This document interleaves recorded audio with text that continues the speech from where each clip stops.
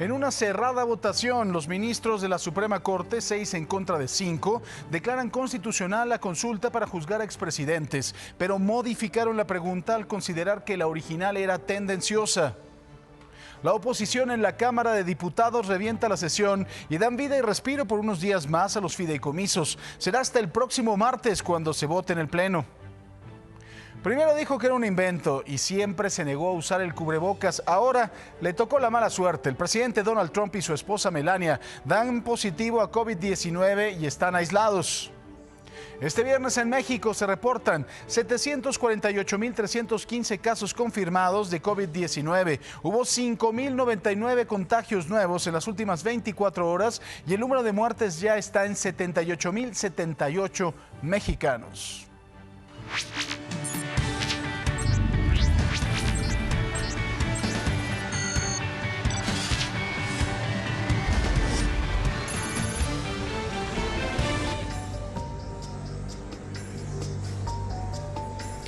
Pues ya desgraciadamente no importa si es de día, si es de noche, los delincuentes se aprovechan de cualquier coyuntura y de cualquier circunstancia para hacer de las suyas. Una pareja de abuelitos, sí, de gente de la tercera edad, fueron asaltados en los pasillos de un mercado, en el Mercado de las Flores, en Santa Lucía del Camino, Oaxaca. Uno de los sujetos saca una pistola y comienza a forcejear con el hombre, quien recibe un golpe en la cabeza tras oponer resistencia, mientras la otra rata le arrebata el bolso a la mujer. De acuerdo con reportes locales, los adultos mayores fueron despojados de 18,000 pesos que minutos antes habían retirado de una sucursal bancaria. Y mire, nos vamos hasta el Estado de México, en donde 2 personas resultaron lesionadas luego de que se registrara una balacera en la caseta Ecatepec Pirámides, a la altura de Los Héroes. 2 grupos de manifestantes se enfrentaron para tomar el control del lugar y pedir una cuota a los automovilistas. Primero iniciaron la pelea a golpes, pero segundos después se escucharon varias detonaciones, lo que provocó que la gente saliera corriendo del lugar. Ya lo mataron eso, güey. En otros temas, ayer en Michoacán, un juez de control vinculó a proceso a Diego Uriquene por su probable responsabilidad en el feminicidio de Jessica González. Durante la audiencia, Diego se reservó su derecho a declarar, mientras que su defensa solicitó la modificación jurídica del delito de feminicidio a homicidio, pero les fue negada. De acuerdo con las investigaciones, 2 de los amigos de Diego fueron claves para localizar el cuerpo de Jessica, que fue encontrado a 500 metros del fraccionamiento Bosques Monarca en Morelia, en donde vivía Diego. El juez concedió un plazo de 4 meses para concluir la investigación.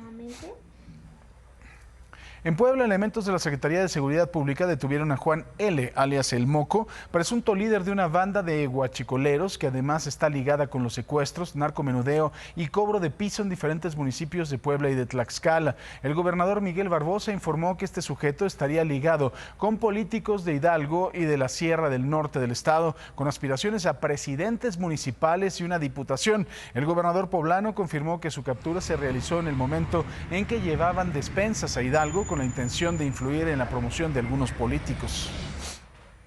Y nos vamos a más información. Ayer, durante su participación en el foro del Colegio de México, Alfonso Durazo, secretario de Seguridad y Protección Ciudadana, explicó las causas del cierre definitivo del penal de Puente Grande en Jalisco. Detalló que desde su construcción no recibió el mantenimiento adecuado, por lo que su deterioro, además de generar riesgos altos de fuga, no permite condiciones dignas para los derechos humanos. Asimismo, aseguró que su condición de penal de máxima seguridad es nada más un mito. Lo dijo así. La razón fundamental del cierre del penal de Puente Grande es que es un mito su condición de penal de alta seguridad. Ha sido una irresponsabilidad del Estado mexicano tener a criminales de tan alto grado o a personas privadas de la libertad de tan alto grado criminal en un penal cuyas celdas, algunas de ellas, no tienen ni aldabas. Por su parte, la Comisión Nacional de los Derechos Humanos solicitó a las autoridades penitenciarias que los reos que se encontraban en el penal de Puente Grande sean trasladados a los centros penitenciarios más cercanos a su domicilio, y tal como lo marca la ley en la materia. Asimismo, pidieron que las familias sean informadas del día y de la hora del traslado, además del penal al cual serán reubicados.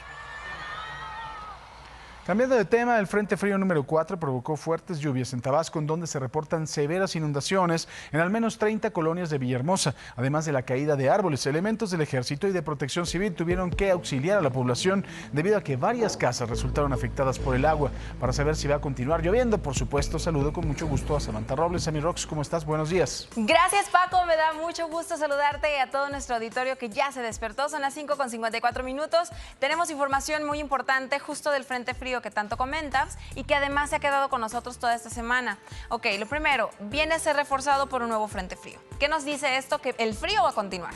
Va a continuar el fin de semana, va a continuar la siguiente semana. Esta masa de aire frío que trae el que sería el número 5 de la temporada está extendiéndose hacia la parte noreste del país, es decir, en su desplazamiento y trayectoria empezaría a generar valores de temperatura otra vez de frescas mañana, 5 a 10 grados centígrados hacia la parte noreste, desde Chihuahua, Coahuila, Nuevo León, Tamaulipas, Durango, Zacatecas, San Luis Potosí, y de igual forma la masa de aire frío que ha dejado detrás el número 4 está en el Golfo de México.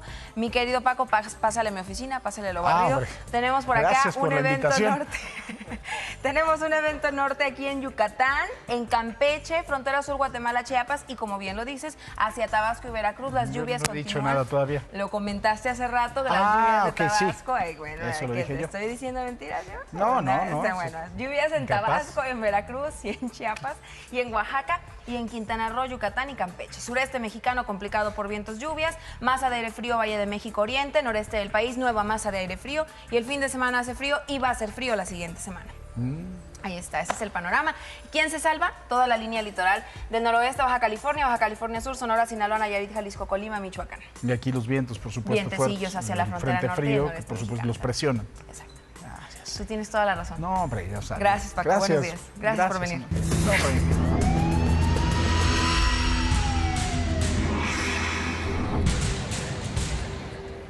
La medianoche de este jueves se incendió la recámara de un departamento en una unidad habitacional en la colonia Capultitlán, en la alcaldía de Gustavo A. Madero. Más de 300 personas salieron de sus hogares, mientras que con extintores y mangueras algunos vecinos intentaron apagar el fuego. Al lugar acudieron elementos de Protección Civil y bomberos, quienes controlan las llamas sin que se reportaran heridos o intoxicados. La noche de ayer, una pareja que fue atacada a bordo de un taxi en calles de Cuautitlán Izcalli, en el Estado de México. De acuerdo con las primeras investigaciones, un sujeto a bordo de una motocicleta les disparó en varias ocasiones, logrando matar al hombre, quien recibió 3 impactos de bala. La mujer resultó ilesa, mientras que el conductor del taxi estuvo herido y fue llevado a un hospital. Y mire, ayer en una cerrada votación, la Suprema Corte de Justicia de la Nación dio luz verde a la consulta popular para enjuiciar a los expresidentes. Horas antes de que se llevara a cabo la sesión de la Suprema Corte, el presidente López Obrador resaltó la importancia de la democracia participativa en el país, la cual hasta la fecha solo ha sido una simulación debido a lo complejo del proceso para su aprobación. Se habló de la importancia que tenía el referéndum, el plebiscito, la consulta popular. Desde hace muchos años se viene hablando de eso. Y el resultado ha sido muy limitado. Desde que se aprobó el artículo 35 no ha habido una sola consulta. ¿Pero qué sucedió ayer en la Suprema Corte? Bueno, 6 de los ministros votaron en favor, 5 votaron en contra de la consulta popular. Los ministros que votaron en contra coincidieron en que esta violenta los principios de presunción de inocencia, igualdad y debido proceso y genera desconfianza en las autoridades. El ministro presidente, Arturo Saldívar, aclaró que aunque el resultado de la consulta sea en favor de investigar a los expresidentes, las autoridades de procuración e impartición de justicia no están obligadas a fallar en contra. Es falso que la consulta implique una exposición mediática estigmatizante y, por tanto, que pueda generar un efecto corruptor en las eventuales investigaciones que se realicen. No podemos presumir que nuestras autoridades de impartición y procuración de justicia van a faltar a sus deberes constitucionales. Hacerlo es dar por sentado que las juzgadoras y juzgadores federales son parciales.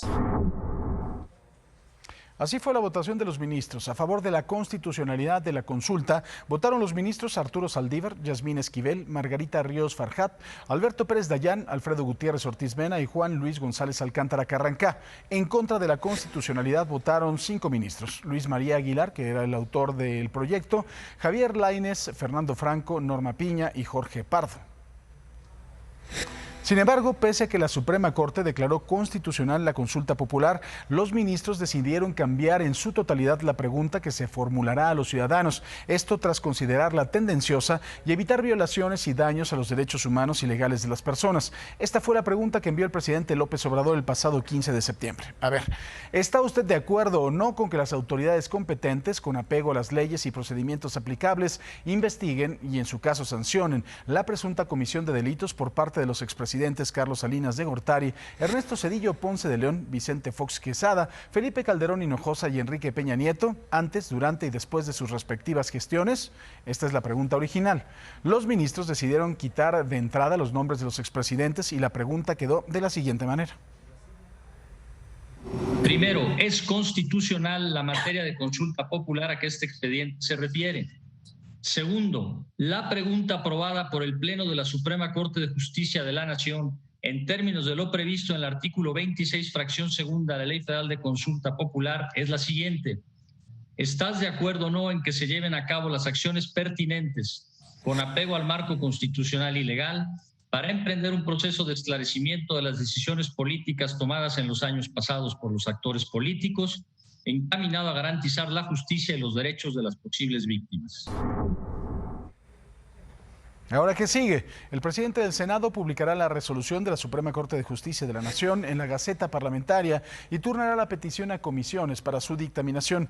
El dictamen debe de ser avalado por el Pleno y enviado a los diputados. El dictamen de la consulta popular debe de ser aprobado por el Pleno de la Cámara de Diputados. Una vez avalado, el Senado expide la convocatoria y notifica al Instituto Nacional Electoral.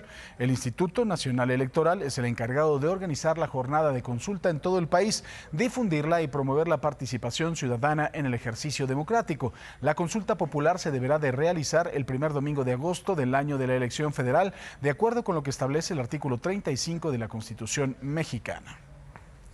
Y antes de que los ministros votaran por la consulta popular, al menos unos 200 integrantes del colectivo en favor de López Obrador se manifestaron en la Suprema Corte de Justicia ante la posibilidad de que fuera declarada inconstitucional, tal y como lo propuso el ministro Luis María Aguilar. Así se vivió en la calle la votación por la consulta.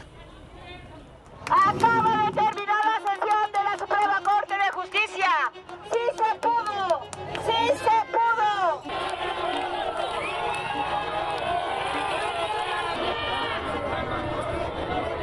Este júbilo se construyó durante casi 6 horas. Desde las 8 de la mañana, un centenar de manifestantes se dieron cita frente a la única puerta de la Suprema Corte de Justicia que les quedó libre para bloquear.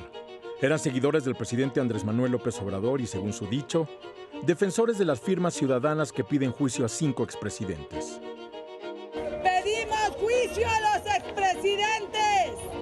¡No más corrupción! ¡No más abuso de poder! ¡Que se respete la voluntad del pueblo!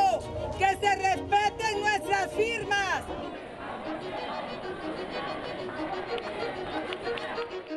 Pero minutos antes de las 12 del día la protesta se pausó. La sesión había comenzado y un grupo de manifestantes rodearon una bocina para conocer de primera mano el debate. El ministro Arturo Saldívar, presidente de la Corte, lo abrió. Calificó la sesión como una oportunidad histórica para darle un sentido democrático a la figura de la consulta popular. Y ese fue uno de los ejes del debate con sus extremos. De un lado, la defensa de la consulta como derecho humano, y del otro, la pretensión de consultar si el Estado debe cumplir con su deber, que es impartir justicia. Las consultas, las movilizaciones sociales son expresiones de una sociedad que busca sentirse parte de la toma de decisiones políticas. Me parece que la Suprema Corte no puede mantenerse ajena a esa realidad. El problema sigue siendo exactamente el mismo. La justicia no se consulta.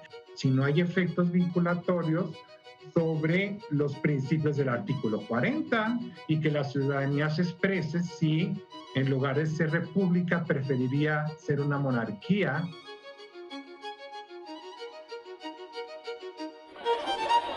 Afuera del edificio de la Corte, los manifestantes seguían la sesión como quien ve un partido de fútbol, y así cantaban los votos a favor y en contra.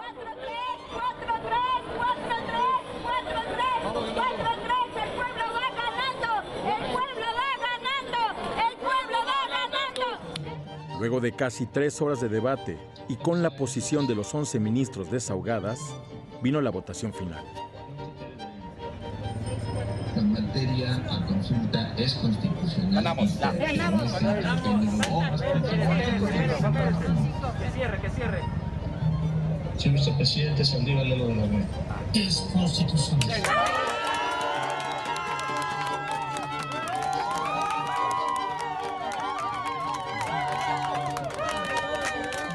Y llegó el júbilo. 6 votos a favor de la consulta, 5 en contra. La victoria de estos 100 que se manifestaron. De los miles o millones que dieron su firma para enjuiciar a los expresidentes. Y la victoria del promotor de la consulta, que no estuvo en cuerpo, pero que fue evocado durante la protesta una y otra vez.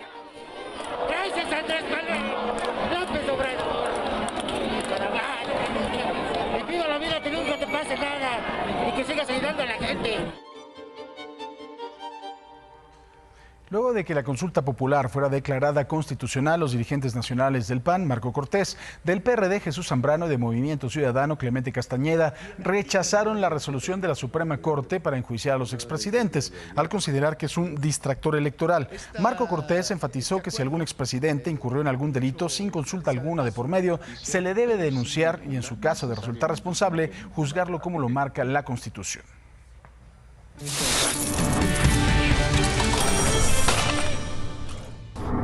De acuerdo con cifras del Instituto Nacional de la Juventud, la Administración Federal ha destinado mayores recursos a la atención de los jóvenes en México en medio de la emergencia sanitaria por la presencia del coronavirus. El director del INJUVE, Guillermo Santiago, detalló que se trata de 419,000 millones de pesos invertidos en más de 9 millones de jóvenes que son atendidos de manera directa por cualquiera de los programas de apoyo del gobierno. Y dio inicio también el operativo de pago a través de mesas de atención del programa Apoyo para Niñas, Niños y también hijos de madres trabajadoras, luego de que en junio se realizó un nuevo censo para identificar y localizar a nuevos beneficiarios en las zonas indígenas. La Secretaría del Bienestar mencionó que debido a que el proceso de incorporación inició desde junio, se hará la entrega en los bimestres mayo-junio, julio y agosto y septiembre-octubre, con lo que solo restará el pago de noviembre del último bimestre del año. Ayer el presidente López Obrador aseguró que en 6 meses el nivel de empleo estará en el nivel previo a la crisis económica provocada por la pandemia. Detalló que entre agosto y septiembre se recuperaron 210,000 empleos. Si seguimos así, vamos a poder en 6 meses, a más tardar, volver a los 20,500,000 empleos que teníamos antes de la pandemia, trabajadores inscritos en el Seguro Social. Pero es un buen indicador. En agosto del 2020 las remesas siguieron llegando al país y en el acumulado enero-agosto tuvieron un máximo histórico. De acuerdo con la información del Banco de México, en agosto sumaron 3.574.2 millones de dólares, un monto que implicó un aumento de 1.2% con respecto al mes anterior. Así, en el lapso enero-agosto acumularon un monto de 26.395.7 millones de dólares. ¿Qué le parece si vamos a los dineros? En Asia, Tokio pierde 0.67%, Hong Kong permanece sin cambios con 23.459 puntos. En Europa, Londres gana 0.23%, París sube 0.43%, Frankfurt retrocede 0.23%, Madrid gana 0.21%.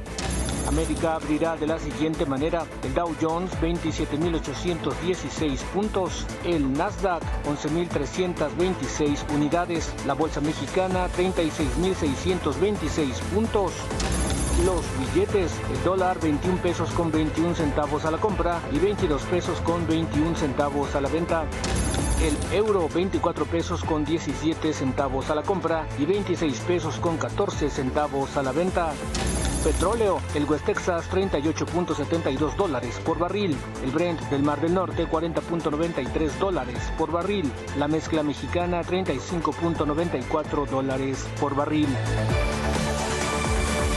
Con información internacional, te saludo, Quique, buenos días. Hola Paco, ¿cómo estás? Muy buenos días, buen cierre de semana. Les cuento que durante este siglo la pérdida de masa en la placa de hielo de Groenlandia podría ser más alta que la registrada durante cualquier momento de los pasados 12.000 años. Así lo advierte un estudio publicado por la revista científica británica Nature. Sus conclusiones aportan más pruebas sobre la necesidad de reducir los gases de efecto invernadero para evitar que el deshielo en esa zona contribuya al aumento del nivel del mar. Y sin duda la información del momento, Donald Trump está enfermo y además tiene COVID. Así lo informó que tanto él como la primera dama dieron positivo a coronavirus tras haber estado en contacto con sus asesores que estaba contagiado. A través de un Twitter aseguró que tanto él como su esposa empezarán inmediatamente su proceso de cuarentena y de recuperación, Paco, en un momento que pues no sabemos si le ayuda o le beneficia. Está a menos de no exactamente a un mes y 2 días de la elección. Algunos dicen que podría ser una estrategia porque no le fue nada bien en el debate, pero sin duda está comiéndose sus palabras sobre el uso y la pertinencia de las medidas del cubrebocas y demás del COVID.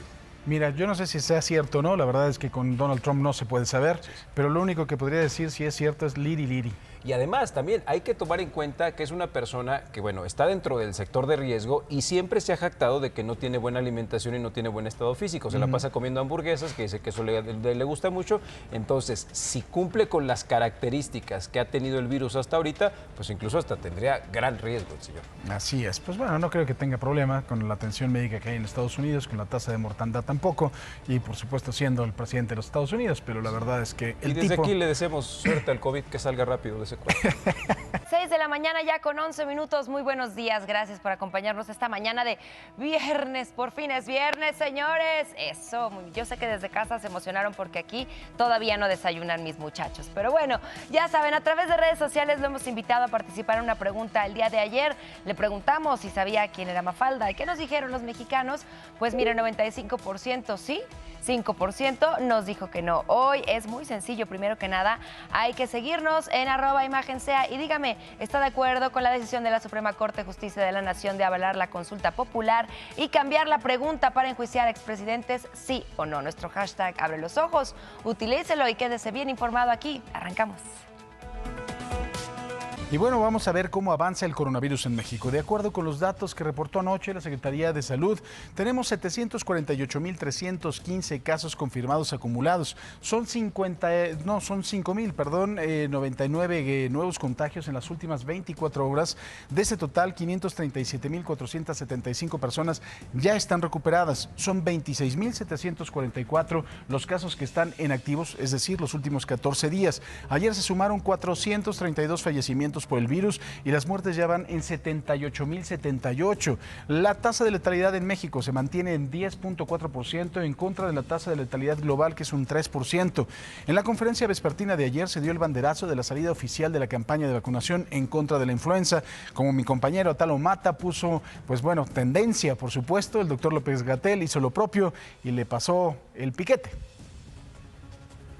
Invitamos a toda la población que pertenece a los grupos de riesgo ya identificados a que se vacune lo más pronto posible. La meta es terminar la vacunación contra influenza antes del final de 2020. La importancia es evitar que 2 epidemias que podrían presentarse en curso, una extraordinaria como es la pandemia de COVID-19, actualmente en 9 semanas de reducción, pero con siempre la posibilidad de que pudiera tener un repunte durante el invierno, se combine o se junte con lo que es irremediable que ocurra, que es la temporada de influenza 2020-2021. No duele. No duele. De acuerdo con el presidente López Obrador, México va a pagar antes de que concluya esta semana los anticipos para la vacuna en contra del COVID-19. El presidente detalló que el gobierno dispone de 10,000 millones de pesos para cubrir estos adelantos. Hay que recordar que nuestro país está conversando con farmacéuticas de Alemania, de China, de los Estados Unidos, de Francia, Italia y Rusia, de forma parte también de esta plataforma COVAX liderada por la OMS que permite el acceso universal a las dosis. En una petición en la plataforma Change.org, que lleva más de 43,000 firmas de apoyo, activistas de las organizaciones Shark Allies alertaron que la producción masiva de 5 vacunas en contra del COVID-19 que contienen la sustancia escualeno podría poner en peligro los tiburones. Según las estimaciones, se requiere de 500,000 de ejemplares para obtener una cantidad suficiente de la sustancia que proviene del hígado del tiburón para poder vacunar a toda la población mundial. La organización asegura que hay otras fuentes sostenibles de obtenerla. Ayer el Consejo Técnico del IMSS aprobó 5 nombramientos que propuso el director general Zoé Robledo. La médico cirujana Patricia Emiliana García es la nueva directora de la Unidad de Médica de Alta Especialidad del Hospital de Especialidades número 2, licenciado Luis Donaldo Colosio en Ciudad Obregón, Sonora. Gabriela Paredes Orozco, con maestría en Administración, asumió también la titularidad de la Unidad de Atención al Derecho Habiente. La contadora pública María Juana Ramírez Ortega es la nueva titular de la Unidad de Servicios Estratégicos. Como director de Finanzas del Seguro Social fue nombrado Marco Aurelio Ramírez Corzo, y el economista y politólogo César Daniel Rojas Flores es el nuevo titular de la Unidad de Operación Financiera del IMSS. Ante el inicio de una nueva caravana migrante centroamericana que busca ir hacia los Estados Unidos, el Instituto Nacional de Migración advirtió que todos los extranjeros que deseen ingresar a México tendrán que cumplir las medidas sanitarias implementadas por el gobierno. En un comunicado, el instituto advirtió que quien, a sabiendas de que está enfermo, ponga en peligro de contagio a otros, enfrentaría una sanción que, de acuerdo con el Código Penal Federal, iría de 3 días a 3 años de prisión. Y vamos a más información internacional. Quique, adelante. Muchas gracias, Paco. Te cuento que una caravana justo de casi 3,000 personas salió de Honduras rumbo a Guatemala. Esta es la primera que se organiza en época de coronavirus. Algunos migrantes sí llevaban cubrebocas, pero a otros no les importó tampoco guardar sana distancia. Al llegar a la frontera con Guatemala, la Policía Nacional les pidió tramitar su ingreso al país de forma ordenada. La meta de los 3,000 migrantes es llegar a México y seguir su rumbo hacia Estados Unidos. El Instituto de Migración de Guatemala les pedía como requisito para entrar una identificación y también una prueba negativa de PCR. Solo 70 migrantes presentaron los requisitos y entraron de forma ordenada. El resto no quiso esperar y mire, esto fue lo que pasó.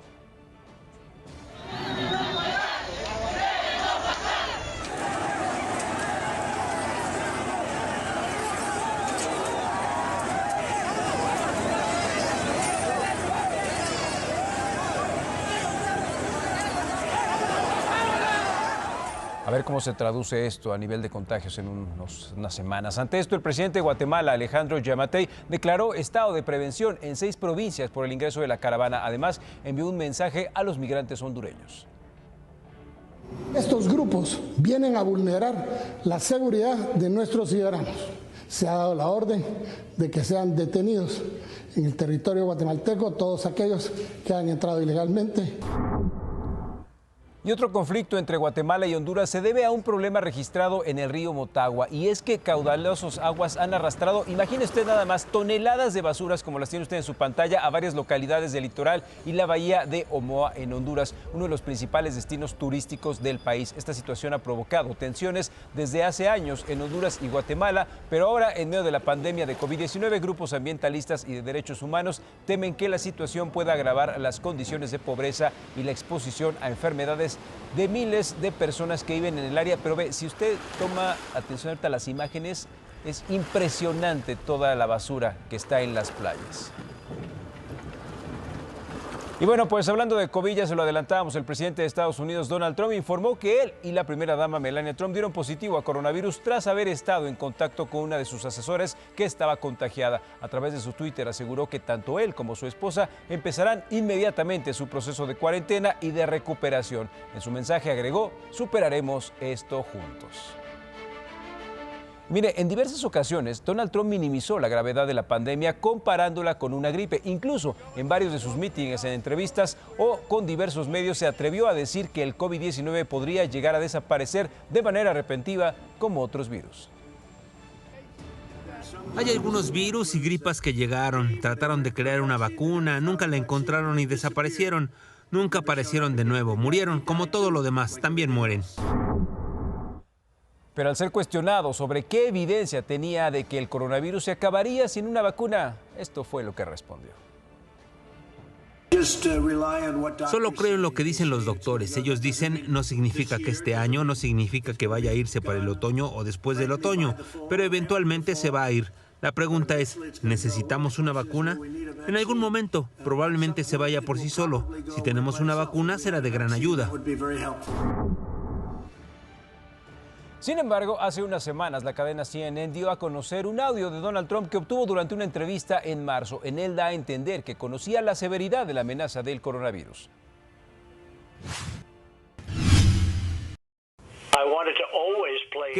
Siempre he querido minimizarlo, todavía me gusta restarle importancia, porque no quiero crear pánico. Resulta que no solo afecta a la gente vieja, apenas hoy y ayer algunos hechos sorprendentes llegaron.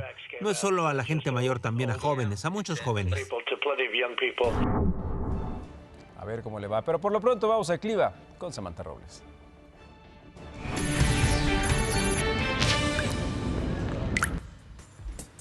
Gracias, Kike. Buenos días. Buenos días. Ya es viernes, es fin de semana y son las 6:21 y es momento de que usted sepa que va a seguir haciendo frío. Sí, va a seguir haciendo frío. Pero qué bonito es el frío porque uno se puede abrigar y así ya estamos muy bien. Fíjense que llega un nuevo sistema frontal que es el número 5. Este número 5 va a venir a reforzar la gran masa de aire frío que dejó el número 4. ¿Cuántos sistemas va a haber en esta temporada? Es una temporada que va a finalizar oficialmente hasta mayo del siguiente año y vamos a más de 60 sistemas o en promedio entre 50 y 60 sistemas frontales. Vamos apenas en el número 4 y esto empieza a llegar otra vez a la parte norte, al noreste, al oriente, al centro Valle de México y empieza a generar lluvias delante del sistema en la zona sur. En Yucatán, todo lo que es Quintana Roo, Campeche, frontera sur Guatemala, Chiapas, Oaxaca, Veracruz y Tabasco, donde las lluvias continúan y continuarán el fin de semana. Además de las lluvias, evento norte en zona costera, los vientos todavía oscilan los 50 a los 70 kilómetros por hora hacia la zona costera de Veracruz, Tabasco y hacia el Istmo y Golfo de Tehuantepec. Entonces llega este nuevo sistema frontal a mantener ambiente frío al despertar y por la noche hacia la parte norte, hacia el noreste, hacia el Valle de México. Hablamos de 0 a 10 grados centígrados al despertar y en la tarde de los 15 a los 20, exceptuando toda la línea litoral desde el noroeste hacia el centro occidente, lo demás con frío. Vamos a ver las temperaturas en el noroeste, norte y noreste mexicano. Bien, la parte noroeste, que bien le comento, además con termómetros muy calurosos de 34 grados centígrados en Tijuana, La Paz, Baja California Sur 37, Mexicali 42, Hermosillo, Sonora 41. En Chihuahua capital alcanzamos máximas solamente de 28 grados, Durango 25, Mazatlán 33, todo despejado por altas presiones detrás de un sistema frontal, eso es lo que queda. Monterrey, Nuevo León también se queda en 28 grados centígrados, la tierra de Xtal con frío, 21 la máxima y unas mañanas de 0 a 5 grados. Zacatecas lo mismo, una máxima de 20. En Tampico, Tamaulipas, ya no tenemos un evento norte como tal, pero tenemos 28 grados nada más. 28 grados centígrados con cielos parcialmente nublados. Ciudad de México hoy con 20 grados centígrados. El pronóstico de lluvia es escaso. Lo que sí es el frío de esta mañana entre 5 y 6. Así nos vamos en Morelia, en Vallarta, por allá. Las temperaturas sí están calurosas de 35 grados centígrados. Guadalajara en los 27 y Acapulco, Guerrero 31 con cielos parcialmente nublados. Y entonces, Sami, ¿dónde está la lluvia? En el sur. Campeche, Villahermosa, Tuxtla Gutiérrez, Chiapas, en la península de Yucatán y Quintana Roo con pronóstico de tormentas eléctricas y nos vamos de los 25 a los 30 grados centígrados y en Veracruz, evento norte con 29 grados la máxima. Hoy las rachas siguen entre los 50 y los 70 kilómetros por hora. Mi querido Paco, vámonos contigo del otro lado del estudio. Más información. Gracias, Ami. Esto es Imagen Noticias. En unos momentos le presentaré las huellas del crimen. El análisis que hoy le tiene mi compañero Carlos Jiménez es sobre el feminicidio, uno de los delitos que más lastima, que más quebranta a nuestra sociedad. Y lo peor es que gran parte de ellos están totalmente impunes. Ya regreso, por supuesto, con toda esta información, lo que sufren las mujeres por el hecho de ser eso, mujeres en México, en este país. Ya volvemos. Por más que el discurso gubernamental se empeñe en decir lo contrario, el país sangra todos los días frente a nosotros. No paran los homicidios, las masacres, los asesinatos, las emboscadas. Ahora fueron agentes de Durango el blanco del ataque. Producto de una emboscada durante este jueves, 6 policías de Durango perdieron la vida. Otros 7 que acudieron en su rescate resultaron heridos luego de que un comando armado los agrediera con armas de alto impacto en la Sierra de Guasamota, que colinda con Nayarit, Jalisco y Zacatecas. A kilómetros de distancia, pobladores lograron captar el sonido de las armas durante el ataque.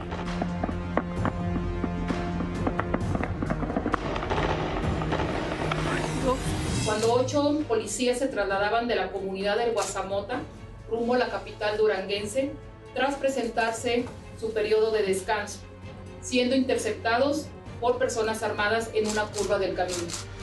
Por la parte de los delincuentes, las autoridades también suponen heridos y muertos. De 3 vehículos oficiales dañados por proyectiles de arma de fuego y de 6 camionetas más abandonadas. En ellas se encontraron rastros de líquido hemático, por lo que nos hace presumir que quedaron agresores lesionados o muertos, que fueron retirados del lugar por los mismos delincuentes. Los 7 policías heridos fueron alcanzados por las balas en sus extremidades. Todos se reportan fuera de peligro. Los agentes lesionados fueron trasladados vía aérea a un nosocomio de esta capital, mientras que los cuerpos sin vida de los 6 agentes y de los 2 civiles ingresarán al CEMEFO de la Fiscalía en las próximas horas. Vienen en tránsito. Las autoridades no descartan pedir el apoyo de la Fiscalía General de la República al confirmar la agresión por parte de un grupo delictivo del que prefirieron reservar la identidad. Para Imagen, Omar Hernández.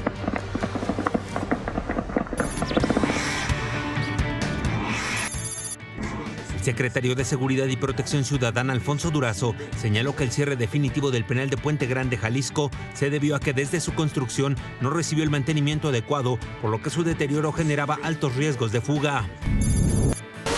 De acuerdo con cifras del Instituto Nacional de la Juventud, la Administración Federal ha destinado mayores recursos a la atención de los jóvenes en México en medio de la emergencia sanitaria por la presencia de coronavirus. El presidente López Obrador aseguró que en 6 meses el nivel de empleo estará a nivel previo a la crisis económica provocada por la pandemia. Señaló que entre agosto y septiembre se recuperaron 210,000 empleos. Ante el inicio de una nueva caravana migrante centroamericana que busca ir hacia Estados Unidos, el Instituto Nacional de Migración advirtió que todos los extranjeros que deseen ingresar a México tendrán que cumplir con las medidas sanitarias implementadas por el gobierno. El presidente López Obrador informó ayer que el gobierno ya está por resolver el proyecto del tramo 5 del Tren Maya que va de Cancún a Tulum. Además, ofreció una disculpa por las molestias que causarán las obras en el lugar debido a que serán cerca de 126 kilómetros y llevará aproximadamente 2 años su construcción. En otro sentido, el día soñado por Andrés Manuel López Obrador ayer, se aseguraron que los beneficiarios de los fondos y fideicomisos extintos por la Cámara de Diputados seguirán recibiendo recursos directamente. Así, desmintió que la extinción de los fideicomisos implique que los miembros de las comunidades científicas, académicas y artísticas, además de deportivas, vayan a quedar en el desamparo por parte del Estado. Que ellos no van a dejar de recibir sus beneficios. Por ejemplo, hay un fondo de deportistas de alto rendimiento. Ese beneficio lo van a seguir recibiendo. Los investigadores van a seguir recibiendo sus apoyos. Los artistas, escritores, intelectuales que recibían sus becas, lo mismo. Pero ayer la oposición detuvo por el momento la eliminación de fondos y fideicomisos que representan una bolsa para el gobierno federal de 68.400 millones de pesos. Los legisladores del PRI, del PAN, del PRD y Movimiento Ciudadano decidieron no estar presentes y así no se formó el quórum requerido para la votación. Al final, el registro de asistencia fue de 222 legisladores, por lo que se levantó la sesión y se convocó para el siguiente martes. Lo que sí aprobó la Cámara de Diputados fue otorgarle el control total de todos los puertos del país a la Secretaría de Marina y quitarle esa facultad a la Secretaría de Comunicaciones y Transportes. Y ya sabe, la oposición denunció un paso más hacia la militarización y Morena y sus aliados aseguraron que esta reforma sienta las bases para hacer mucho más competitivo nuestro sistema portuario. Por acuerdo presidencial, el general de división retirado, Gilberto Hernández Andreu, ocupará a partir del próximo miércoles el cargo de director del Instituto Mexicano de Estudios Estratégicos en Seguridad y Defensa Nacional, dependiente de la Sedena. Al asumir el cargo, Hernández Andreu afirmó que se debe de construir un ambiente de confianza y participación entre la sociedad, el gobierno y las Fuerzas Armadas. El secretario de Seguridad y Protección Ciudadana, Alfonso Durazo, reconoció que tiene la intención de contender por el gobierno de Sonora. Recordó además que el presidente López Obrador puso de plazo el 31 de octubre para que deje su administración quien tenga intenciones políticas. Sería una aspiración razonable en virtud de mi trayectoria política, administrativa, mi formación académica y demás. Pero tú dices, ¿por qué alargar el proceso? Bueno, en primer lugar, hay un plazo constitucional, Carlos, y yo no veo por qué no utilizar como referente ese plazo constitucional. En la Constitución de Sonora establece que hay que renunciar para la gubernatura con 180 días de anticipación, y esa fecha límite es el 6 de diciembre. Y los aspirantes a la presidencia de Morena, Javier Hidalgo Ponce y Marco Antonio Andrade Zavala, que declinaron en favor de Mario Delgado, le entregaron sus propuestas para fortalecer al partido. Ambos hicieron un llamado para mantener la unidad y la fraternidad del partido, y Mario Delgado dijo que haría suyas esas propuestas para promoverlas al interior de Morena. El embajador de Estados Unidos en México, Christopher Landó, realizó una visita de trabajo en Guanajuato. Ayer acompañó al gobernador Diego Sinue en la inauguración del edificio de servicios de investigación científica de la Fiscalía General del Estado. En sus redes sociales, el mandatario señaló que las alianzas y cooperación son importantes para avanzar en la ruta del progreso y son una señal de que México y Estados Unidos son socios estratégicos, buenos vecinos y amigos solidarios.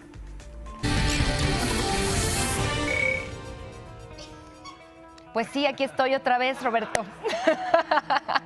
6 de la mañana con 41 minutos. Gracias por continuar con nosotros. Vamos a ver cómo va el resultado de nuestra pregunta del día. ¿Está de acuerdo con la decisión de la Suprema Corte de Justicia de la Nación de avalar la consulta popular y cambiar la pregunta para enjuiciar a expresidentes? Pues que dicen que sí, el 26%, que no, el 74%. Siga participando, @imagen_sea, es muy importante su opinión. Y mientras le cuento, mire, esta historia ocurrió en Brasil. Doris Díaz y Robson López sentían la necesidad de tener su casa propia, pero pues ambos perdieron sus empleos y tuvieron que utilizar su creatividad para cumplir su sueño. En solo 5 meses reciclaron más de 10,000 botellas de vidrio de 600 mililitros y las usaron para levantar los muros de su hogar. La inusual construcción comenzó el pasado mes de abril, después de 6 meses de matrimonio. La propiedad es de 70 metros cuadrados con habitaciones divididas entre salón, cocina y dormitorio. Ahí tiene la solución. ¿Quiere casa? Puede construirla con botella. Ayer en Michoacán, un juez de control vinculó a proceso a Diego Uriquene por su probable responsabilidad en el feminicidio de Jessica González. Durante la audiencia, Diego se reservó su derecho a declarar, mientras que su defensa solicitó la modificación jurídica del delito de feminicidio a homicidio. Esto le fue negado. De acuerdo con las investigaciones, 2 de los amigos de Diego fueron claves para localizar el cuerpo de Jessica, que fue encontrado a 500 metros del fraccionamiento Bosques Monarca en Morelia, en donde vivía Diego.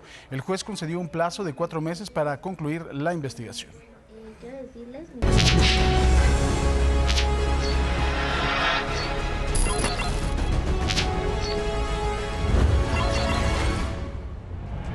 Pues bueno, por supuesto, le doy la bienvenida a mi querido Carlos Jiménez. ¿Cómo estás, Carlos? Muy buenos días a todos. Pues bueno, el día de hoy vamos a hablar de un delito que verdaderamente lacera a la sociedad, en donde, pues bueno, no sé si se acuerdan ustedes de esta mujer, una saxofonista oaxaqueña que fue agredida con ácido. En una entrevista que le hacían decía que en México es una mala noticia ser mujer. Así definía su condición y así definía su situación, y es real por los datos que además de todo le vamos a presentar el día de hoy. Así es, Paco, es algo muy fuerte. El feminicidio es uno de los delitos que quizá más lastiman y más laceran a la ciudad, sobre todo, bueno, los crímenes en nuestro país.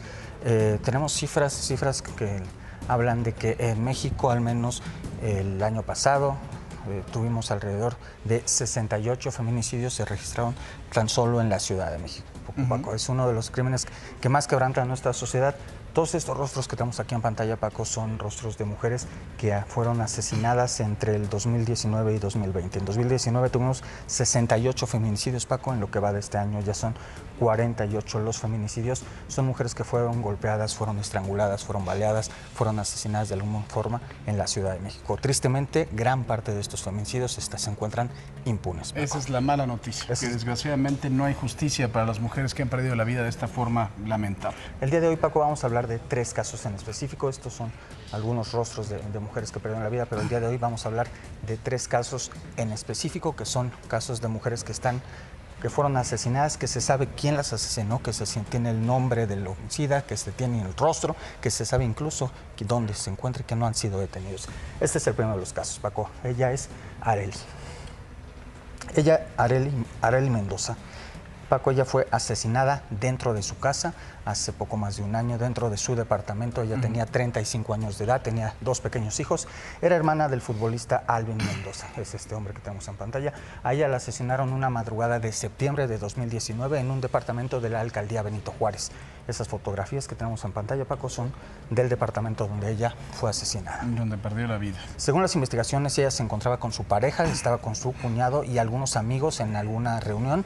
Por algún motivo, durante la madrugada comenzó una discusión dentro de este lugar. Era un departamento de la alcaldía Benito Juárez y ahí Arely fue apuñalada. Estos 2 serían los presuntos responsables. Ellos 2 serían los presuntos responsables. Estamos hablando del esposo, Miguel Ángel Rendón Mendoza, y de su hermano José Luis Rendón Mendoza. Paco, el día que ella fue asesinada, ellos 2 se presentaron en el Ministerio Público. Por alguna razón, los policías de investigación que estaban en este caso los dejaron ir en ese momento. Ellos se van de la casa y quedan en libertad y desde entonces no hay noticias de ellos. ¿Es alguna razón?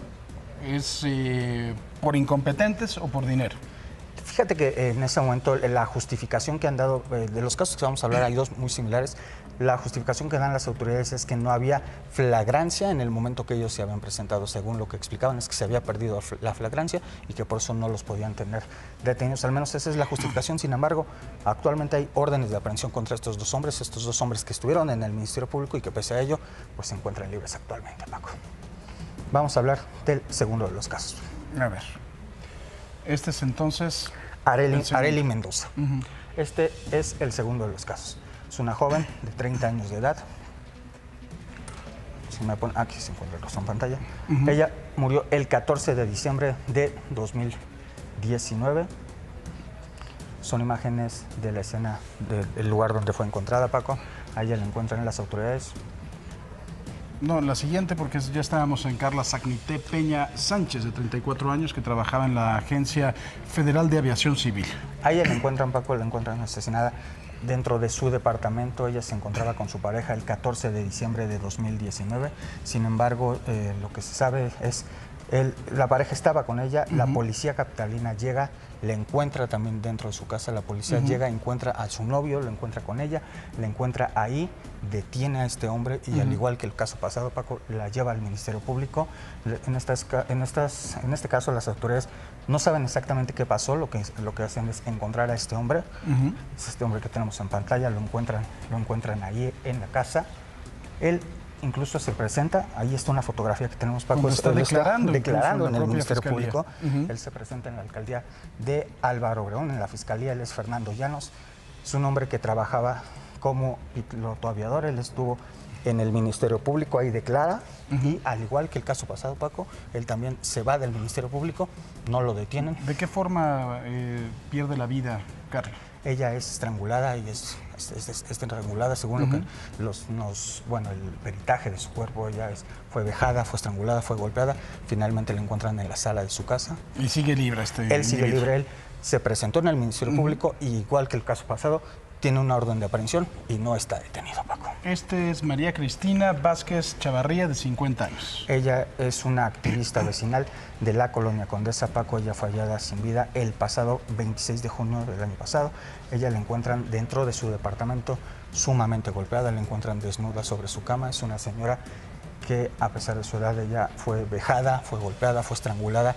Imagina el grado de brutalidad que tuvieron en contra de ella, que encuentran sus dientes tirados alrededor de la cama. Fue un crimen bastante fuerte. Ella la encuentran sin vida el 26 de junio de 2019. Lo que hacen las autoridades en aquel entonces es comenzar a investigar, comienzan a buscar huellas, ahí se encuentra el cuchillo con el que la agreden, huellas de sangre. Finalmente bomberos fueron los que... ¿Por qué bomberos? Porque ella estuvo sin vida alrededor de 5 días dentro de su casa, Paco. Cuando llegan las autoridades ya su cuerpo estaba descompuesto. Dios. Tuvieron que llegar a abrir la casa, tuvieron que rescatar el cuerpo para poder salir. Es por eso que son los bomberos quienes rescatan el cuerpo, Paco. Hay un video donde aparece el homicida de este caso. Sí, en este caso, como te comentaba, al igual que los otros dos, se tienen imágenes del homicida, se sabe quién es. En este caso, no se tiene el rostro de quién la agredió. Bueno, no se tiene el nombre, pero sí se tiene las imágenes. Ahí se ve ella, son los últimos momentos de vida. Es ella en su departamento. ¿Está llegando a su casa? Ella está llegando a su casa, es un departamento ahí en la Colonia Condesa. Y es este sujeto, Paco. Este podría ser el homicida. Para las autoridades, este es el homicida. Es un hombre que no se sabe quién es. Las autoridades sospechan que es un hombre que vive en situación de calle, que de alguna forma logró entrar al departamento de la mujer y ahí la atacó. Esta conversación de WhatsApp que teníamos, que pusimos en pantalla, ¿a qué se refiere? Es una conversación en la que ella avisaba que las cosas... Ella tenía mucho activismo... en los chats vecinales. ¿no? Ella hablaba mucho de que había que tener seguridad, de que era insegura la colonia. Y finalmente ella lo que pedía era apoyo en ese entonces a la Secretaría de Seguridad Ciudadana. Incluso, Paco, algo que en ese momento se dio a conocer es que cuando ella es agredida, los vecinos llaman por teléfono a la policía, llaman al 060, les dicen que va una patrulla, la patrulla nunca llega. Lo que dicen los policías es que sí llegaron, pero que no vieron nada. Al final, ella la encuentran muerta 3 semanas. Y aquí se conoce perfectamente la identidad del tipo, ¿no? Sí, ahí está el hombre. Incluso se ven en el video, se ven algunos tatuajes que tiene de una estrella en los hombros. Ahí está. Es a la hora que él entra. Y bueno, hasta el momento, al igual que el caso anterior, bueno, que los otros 3 casos no se sabe, se sabe nada de estos homicidios, Paco. Paco, antes de finalizar, queremos explicarle a la gente que nos ve en casa por qué todos los asesinatos o muertes violentas de mujeres deben investigarse como feminicidio. Esto porque muchas veces la gente pregunta, a ella la asesinaron a balazos, a ella la asesinaron en un robo, y se queja la gente que por qué los investigan como feminicidio. En este caso, en el 2009, la Corte Interamericana de Derechos Humanos dictó lo que se conoce como la sentencia del campo algodonero. Esto ante la falta de una adecuada investigación de homicidios en mujeres en Ciudad Juárez, Chihuahua. Fueron 8 homicidios de mujeres registrados en aquella época, cuyos cuerpos quedaron abandonados en una zona conocida como el campo algodonero. 3 de estos casos, Paco, llegaron a la Corte Interamericana por la falta de investigación y acceso a la justicia de las víctimas, y fue así como se obligó a nuestro país a establecer el tipo penal de feminicidio, que representa la intención de asesinar a una mujer solo por el hecho de ser mujer, es decir, un crimen de odio, Paco. Pues, y desgraciadamente esa es una realidad que tienen que vivir las mujeres en este país todos los días. Ojalá que las autoridades se pongan a trabajar, porque de verdad, pues bueno, esto es lo que exacerba también los ánimos cuando hay una marcha en la calle, porque las mujeres se sienten sin duda solas, absolutamente solas. Claro, Paco, estamos hablando de estos 3 casos en que se sabe quién fue el feminicida, se tiene el rostro, en casos incluso que se tuvieron detenidos, y pese a ello están impunes, Paco. Carlos, muchísimas gracias. Gracias, Te Paco, agradezco mucho. México va a pagar antes de que concluya esta semana los anticipos para la vacuna contra el COVID-19. El presidente López Obrador detalló que el gobierno dispone de 10,000 millones de pesos para cubrir los adelantos. Activistas de la organización Shark Allies alertaron que la producción masiva de 5 vacunas contra el COVID-19 que contienen la sustancia escualeno podría poner en peligro a 500,000 de tiburones para obtener la suficiente sustancia que proviene del hígado del tiburón y vacunar a toda la población mundial. El presidente López Obrador aseguró que los beneficiarios de los fondos y fideicomisos seguirán recibiendo recursos directamente. Señaló que tras la extinción de los fideicomisos, las comunidades científicas, académicas, artísticas y deportivas no quedarán en el desamparo. La oposición detuvo por el momento la eliminación de los fondos y fideicomisos, que representan una bolsa para el gobierno federal de 68,400 millones de pesos. Legisladores del PRI, PAN, PRD y Movimiento Ciudadano decidieron no estar presentes y así no se formó el quórum requerido para la votación.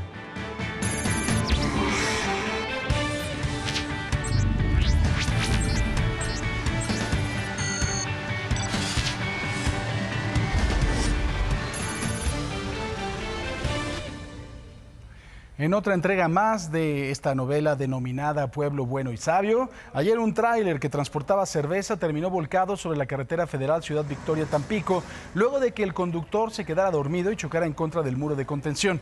Al percatarse del accidente, pobladores de Ciudad Victoria y automovilistas, lejos de ayudar, decidieron robarse el producto. Así, en menos de media hora, mujeres, hombres y niños en familia robaron, se llevaron toneladas de cerveza.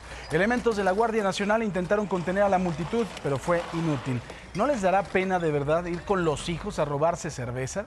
De verdad, o sea, hay que robar en familia. Después nos quejamos de que los políticos, de que si la Suprema Corte está doblada para López Obrador, que si los políticos rateros y nosotros somos unas ratas. Imagínense nada más. Vean eso, llegaban con sus coches, en familia. Mira, mijito, así se puede robar una cerveza. Eso, va y va el panzón. Muy bien, eso, la señora ahí. Aunque esté caliente, yo me la echo. Cínicos. No. Qué poca madre. Punto. En Hidalgo, una pareja fue exhibida cuando ató un perro a su camioneta y salió a pasearlo. Los hechos ocurrieron en la colonia El Venado, en el municipio de Mineral de Reforma. Todo fue registrado por un video en una conductora de otro vehículo. Y bueno, no se ha informado si ya fueron identificados o si ya recibieron alguna sanción. Vean a este pobre. Ahí va. Pues ya no quería, ya estaba cansado. Qué poca madre también. Perdónenme, pero esto es también parte de la irresponsabilidad. Ya nada más. Huevones, además de todo, bájense a pasear al perro. Ya le dije a la señorita.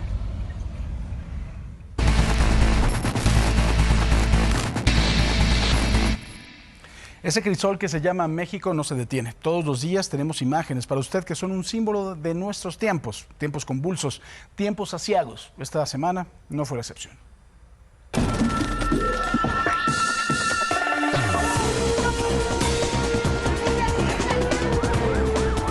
Empezaba la semana y veíamos las posturas encontradas. Una feminista que defendía la radicalización en las movilizaciones y el padre de un joven asesinado que intentaba persuadirla de lo contrario.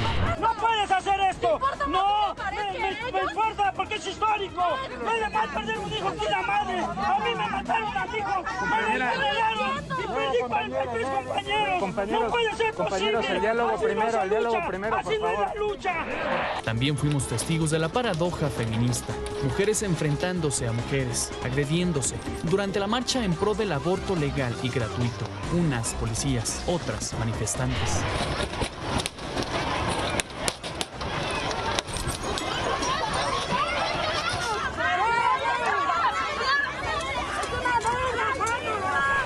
Luego Campeche fue el escenario de una batalla campal entre pescadores. Dos grupos se acusaban mutuamente de robarse algunos motores para lancha. Se dieron con todo lo que tenían a la mano.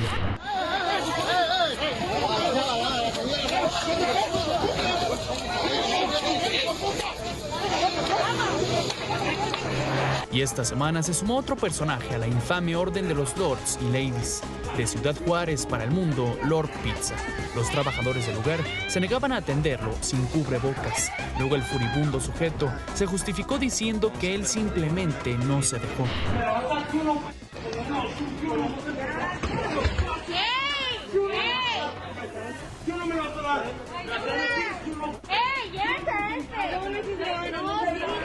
Y en hechos parecidos, uno más fatal que el otro, un par de explosiones e incendios protagonizados por pipas que transportaban combustible.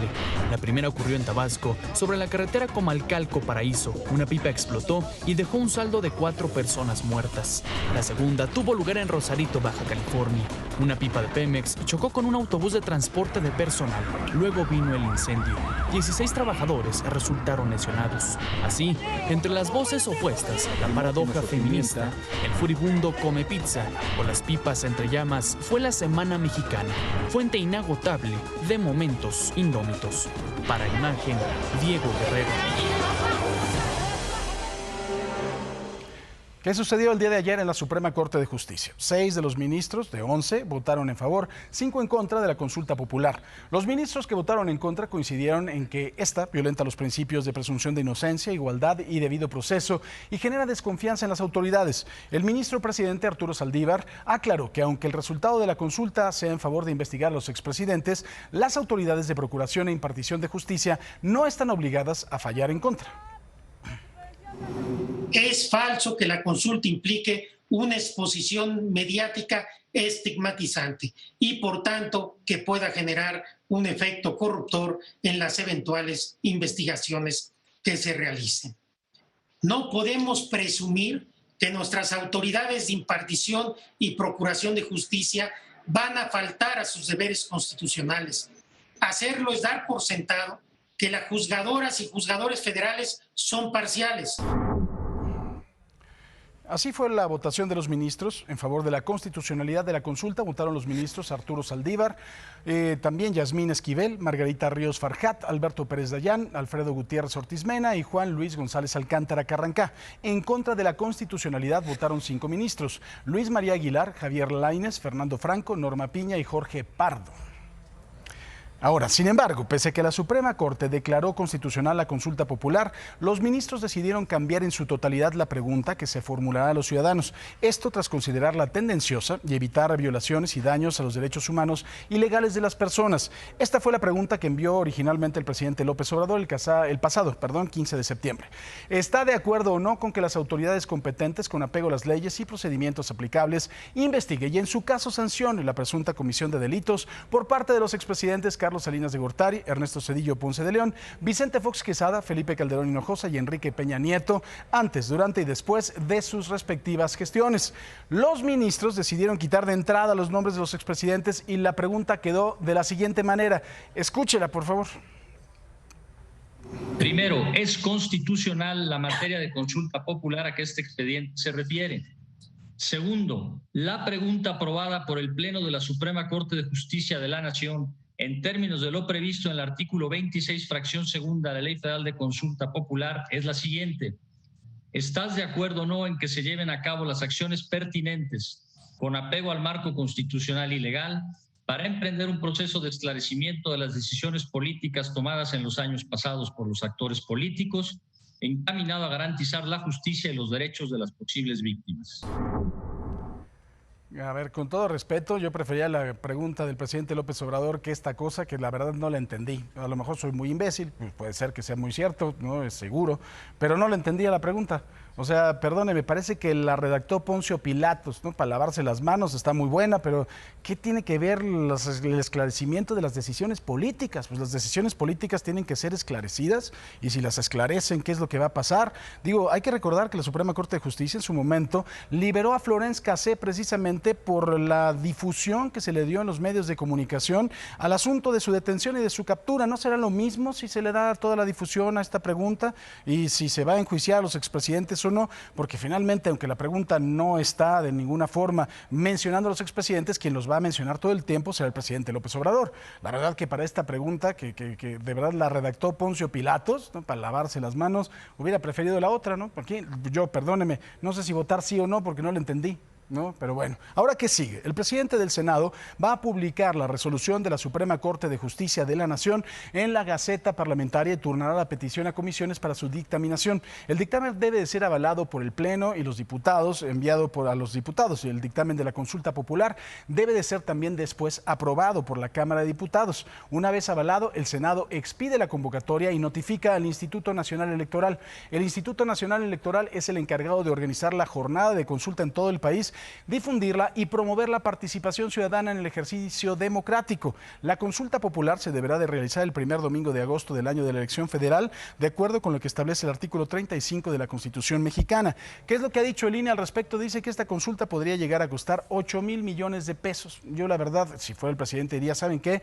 Yo quiero mi consulta. O sea, si lo quiere y finalmente, si ya le dieron la razón que es constitucional, pues por lo menos que hagan una pregunta que los mexicanos nos sepa algo, ¿no? No la pregunta que quedó, digo yo. En otro tema, el presidente López Obrador aseguró que los beneficiarios de los fondos y fideicomisos extintos por la Cámara de Diputados seguirán recibiendo recursos directamente. Así desmintió que la extinción de los fideicomisos implique que los miembros de las comunidades científica, académica, artística y deportiva vayan a quedar en el desamparo por parte del Estado. Que ellos no van a dejar de recibir sus beneficios. Por ejemplo, hay un fondo de deportistas de alto rendimiento. Ese beneficio lo van a seguir recibiendo. Los investigadores van a seguir recibiendo sus apoyos. Los artistas, escritores, intelectuales que recibían sus becas, lo mismo.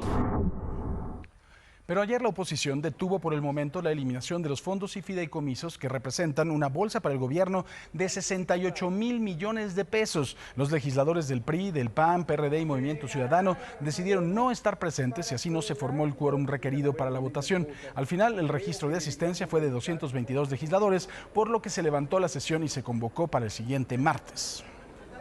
Hoy se están cumpliendo 52 años de aquel día que no se olvida, el 2 de octubre del 68. Entonces se veía una época agitada, convulsa, enmarcada en movilizaciones de electricistas, de maestros, ferrocarrileros, médicos y claro, por supuesto, lo más importante, los estudiantes.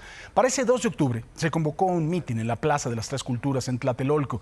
Para disipar aquella movilización, los integrantes del batallón Olimpia efectuaron disparos. Después de aquel miércoles, nada volvería a ser igual. Las cifras oficiales hablan de 32 muertos. Por supuesto, muchos hablan que no, que las víctimas por lo menos son 121. Eso es lo que dicen los padres de las víctimas. La Embajada de Estados Unidos mencionó que pudieron llegar a ser 200. La prensa extranjera afirmó que eran 325. Han pasado 52 años y hoy la fecha está rodeada de mitos, especulaciones, mentiras históricas que empañan la conmemoración.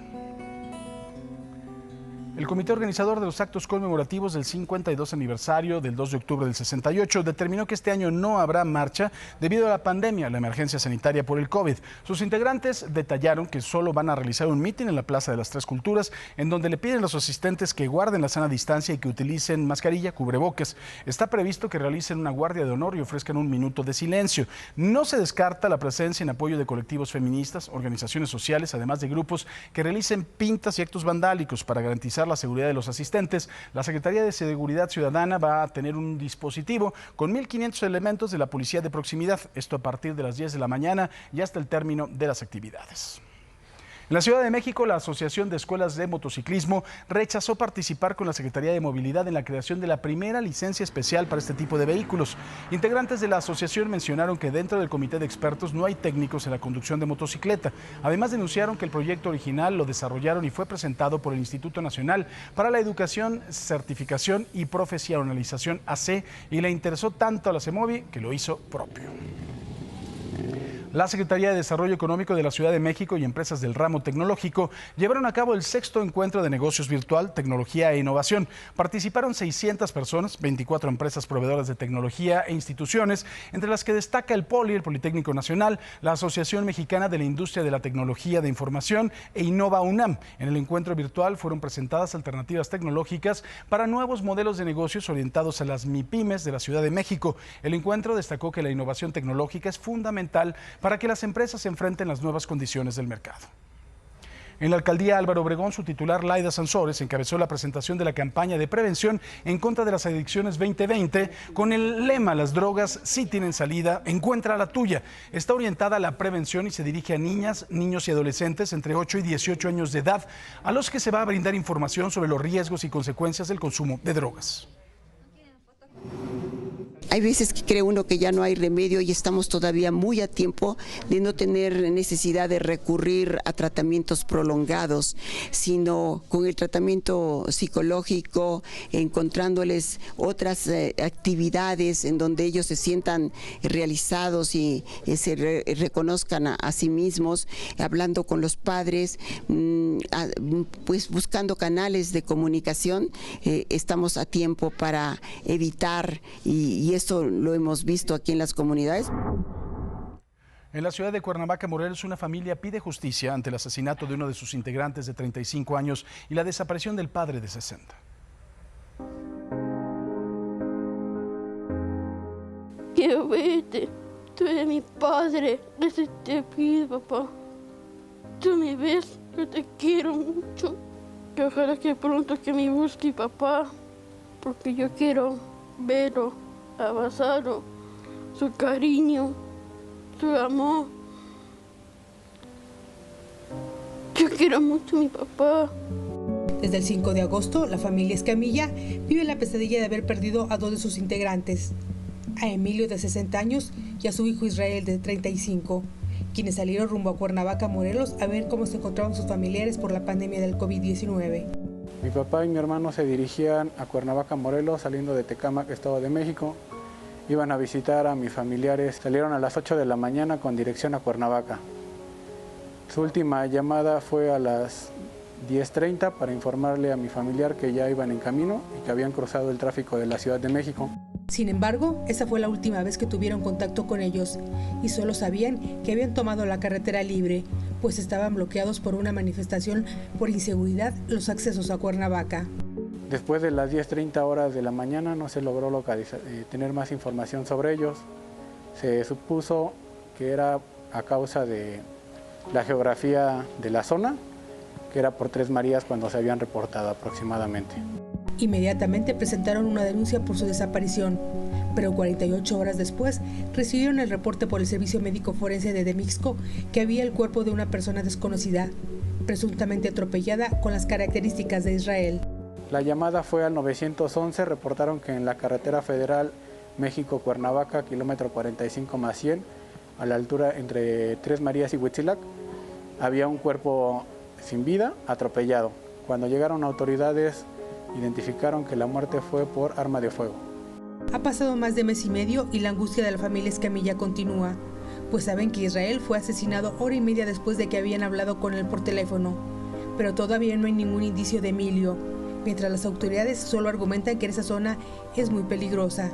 Ahora, solo piden se revisen las 2 cámaras de seguridad que hay en la zona para buscar un indicio para tratar de dar con los responsables del asesinato de Israel y dar con el paradero de Emilio, quienes viajaban en un automóvil Vento 2014 gris con placas de circulación 199 BAX.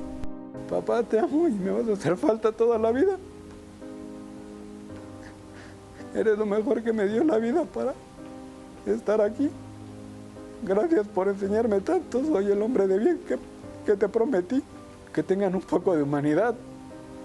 No es sencillo vivir un momento así, perder a tu padre y a tu hermano.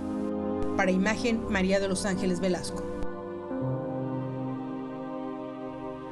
En Zacatecas, una activista social dedicada a la rehabilitación de personas con adicciones fue asesinada a tiros. La comunidad que atendía espera que se haga justicia ante este crimen. Carmen Vázquez fue asesinada brutalmente con más de 10 balazos hace una semana en Guadalupe, Zacatecas. Familiares y amigos la llamaban cariñosamente Caramelo y su nombre se convirtió en leyenda luego de grabar el documental Mi Mundo Cholero. Originaria de Durango, tuvo que emigrar muy joven a Zacatecas, acusada por su apariencia. Cayó en las drogas y en su rehabilitación recibió ayuda, misma que se encargó de transmitir el resto de su vida. De que permanezca la cultura, que no se muera. Y que pues no nos miren, no piensen mal. Mucho tiempo pues he hecho leyes que andan perdidos en la droga, en los barrios, roban y todo eso, porque pues son morrillos que andan desubicados. Vas creciendo y va cambiando tu vida. Te casas y ya empiezas a agarrar otras zonas. Carmen Caramelo tuvo el don de la palabra para ayudar a otros desde problemas cotidianos hasta salir de las drogas y actividades delictivas. Entonces nosotros mismos nos damos consejos, o pues, ponte listo, así, cosas como esas. Me acuerdo que una vez sí me dijo, a ver, ¿ya andas bien? Ya. Mira, pasó esto, la cagaste. Y es cuando uno recapacita. También difundió el pensamiento de hacer el bien sin importar el rechazo originado por su estilo de vida. Porque nos discriminan por la manera de vestir, de hablar, de caminar.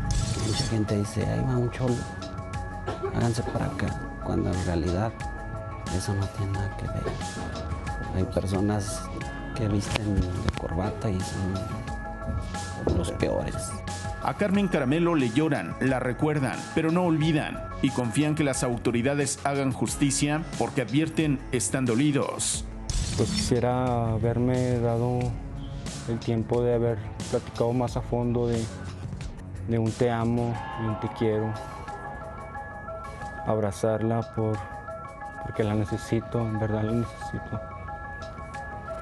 Es doloroso, ¿verdad? Pero hay que estar fuerte siempre. Todos quedamos en shock. ¿Qué pasó? ¿Por qué? ¿Quién fue? Y La moneda está en el aire, no sé qué vaya a suceder. ¿Por qué? Porque la familia está dolida, todos estamos dolidos. Varios colectivos sociales, organizaciones feministas y el mundo cholero preparan homenajes y manifestaciones este fin de semana para exigir justicia ante el feminicidio. Para Imagen, Omar Hernández. Vamos, más información del clima. Samantha Robles, adelante, Sami. Paco, me da mucho gusto saludarte a ti y a toda la gente linda que nos está viendo. Ya es viernes, iniciamos fin de semana. 7:20. Es momento de abrigarse muy bien. Si quiere usar doble calceta o de felpa, un suétercito, una chamarra, ya llegó el otoño y llegó con este frente frío número 4, que además viene impulsado por el número 5, una nueva masa de aire frío. ¿Y dónde se van a quedar estas temperaturas frías por la mañana y noche? En el norte, es decir, desde el estado de Chihuahua, Coahuila, Nuevo León, Tamaulipas, Durango, Zacatecas, San Luis Potosí. Claramente todo el centro del país y alrededores, es decir, la zona oriente, Veracruz, Puebla, Tlaxcala, Hidalgo, el estado de México, Ciudad de México y hasta Morelos se mantiene. Además, vientos de 40-50 kilómetros por hora y la temperatura que está fría esta mañana y lo mismo en la noche y templada por la tarde, que ni siquiera asciende a más de 20 grados. Las lluvias delante de los sistemas frontales y además evento norte, esto fuerte en Veracruz, en Tabasco, Campeche y hacia el Istmo y Golfo de Tehuantepec, de 50 a casi 80 kilómetros por hora. Continuamos las rachas y además las lluvias que se extienden como tormentas eléctricas a todo el suroeste, sur y sureste mexicano. Ahora las temperaturas en la Ciudad de México. Los capitalinos queridos, que por supuesto se van a quedar disfrutando de películas en su casa todo el fin de semana. 9 grados centígrados, una sensación térmica de 7. Nos vamos a máximas de 21 con cielos totalmente despejados. Nublado a partir de mañana, nublado también el domingo y las mínimas que van a estar oscilando de los 5 a los 10 grados centígrados y no más. Son mañanas ya frías para que salga abrigado de casa si es que tiene que salir. Guadalajara, Jalisco. Llega a temperaturas de 27 grados con mucho sol, mínimas de 11, viernes, sábado y domingo. Un clima bastante bien por la tarde, pero las mañanas ya son de otoño. Y en Monterrey, Nuevo León, los regios de mi corazón, llegamos a máximas de 28, 29 grados centígrados, las mínimas entre los 15 y los 16, muy despejado todo el fin de semana. Vámonos a un corte comercial y regresamos con más información aquí en Imagen Sea, no le cambie. El presidente de los Estados Unidos, Donald Trump, informó que él y la primera dama Melania dieron positivo a coronavirus tras haber estado en contacto con una de sus asesoras que estaba contagiada. A través de Twitter aseguró que tanto él como su esposa empezarán inmediatamente su proceso de cuarentena y de recuperación. En su mensaje agregó: superaremos esto juntos. En diversas ocasiones, Donald Trump minimizó la gravedad de la pandemia comparándola con una gripe. Incluso en varios de sus mítines o en entrevistas con diversos medios, se atrevió a decir que el COVID-19 podría llegar a desaparecer de manera repentina, como otros virus. Hay algunos virus y gripas que llegaron, trataron de crear una vacuna, nunca la encontraron y desaparecieron. Nunca aparecieron de nuevo, murieron, como todo lo demás, también mueren. El mandatario estadounidense se suma a la lista de políticos de todos los niveles de gobierno y de diferentes países que se han contagiado de coronavirus. En América Latina se reportó que el presidente de Brasil, Jair Bolsonaro, dio positivo a COVID-19 el pasado 7 de julio. En ese mismo mes, la presidenta interina de Bolivia, Yanine Áñez, también anunció que estaba contagiada, mientras que en junio fue el mandatario hondureño, Juan Orlando Hernández. El pasado 18 de septiembre, el presidente de Guatemala, Alejandro Yamatei, confirmó tener coronavirus. Del otro lado del mundo, el primer ministro de Reino Unido, Boris Johnson, dio positivo al virus el pasado mes de marzo y en España, la vicepresidenta del gobierno, Carmen Calvo, dio positivo. Líderes políticos en Estados Unidos y en el mundo reaccionaron este viernes a la noticia de que Trump y la primera dama Melania dieron positivo a COVID-19. Uno de los primeros fue el vicepresidente Mike Pence, quien le deseó pronta recuperación. Los gobernadores de Texas, Greg Abbott, y de Arizona, Doug Ducey, también utilizaron su cuenta de Twitter para enviar sus oraciones al mandatario estadounidense y su esposa. Líderes mundiales como el primer ministro de Israel, Benjamín Netanyahu, dijo que él y su esposa desean que el matrimonio Trump se recupere pronto. De igual forma, el ministro de Reino Unido, el primer ministro Boris Johnson, utilizó su Twitter para enviar buenos deseos. Y es momento de ir con el hombre del piquete, el señor Atalo Mata, que está en las calles de la Ciudad de México. Atalo, buenos días. Qué mala onda, Paco. Me estás haciendo mala fama, ¿eh? No, fíjate no. que, el piquete fíjate en el que brazo, ayer pues. sí. Sí, claro, de eso estamos hablando, ¿no? Sí, mira, no, pues sí. Fíjate que el piquete ayer no me dolió, pero sí amanecía dolorido del brazo. Entonces, pues hay que tener Déjame, mucho me salgo cuidado, de cuadro. Pero sobre todo responsabilidad.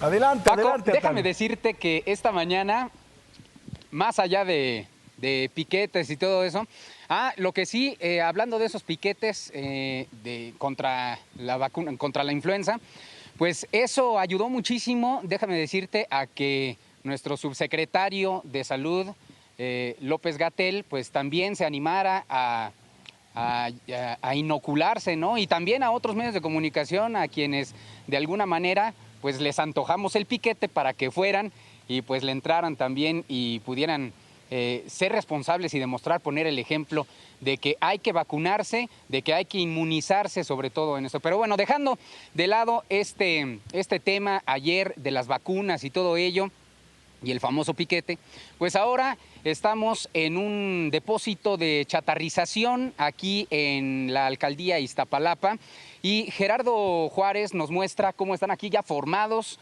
lo que es como un corralón, pero no es un corralón privado como lo conocemos comúnmente, a donde las grúas de seguridad ciudadana traen a los vehículos, sino que ahora se trata de el transporte público, ¿no? Podemos ver las vagonetas, los microbuses.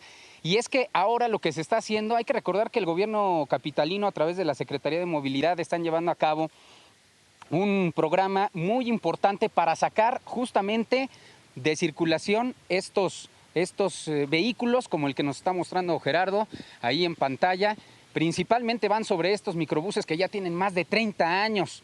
Nayeli Babinet está aquí con nosotros, ella es directora de licencias y transporte vehicular de la CEMOVI. ¿Cómo estás, Nayeli? Gracias por estar con nosotros, buenos días. Muchas gracias a ustedes por visitarnos aquí en el depósito de renovación. Entonces, ya quieren sacar a todos los microbuses y renovarlos, ¿por qué? Hay que sustituirlos, ¿por qué? En este caso estamos renovando la flota de 288 microbuses, como bien comentabas, de más de 30 años de antigüedad, por tanto bastante contaminantes, inseguros e incómodos para los usuarios, por una flota de metrobuses, mucho más eficientes, seguros, con estándares más altos de eficiencia y comodidad, que van a estar circulando en la ampliación de la línea 5 de Metrobús. Ok. Y el procedimiento aquí es que llegan, incluso les dan creo que 300,000 pesos a los concesionarios, ¿verdad? Es algo a cambio, no nada más es de préstame tu unidad y la deshago. Así es, no solamente los 300,000 pesos de chatarrización son para evitar que circulen estos microbuses, generen emisiones contaminantes y pongan en riesgo a los usuarios. El bono de chatarrización también ayuda al enganche para comprar las unidades de microbús.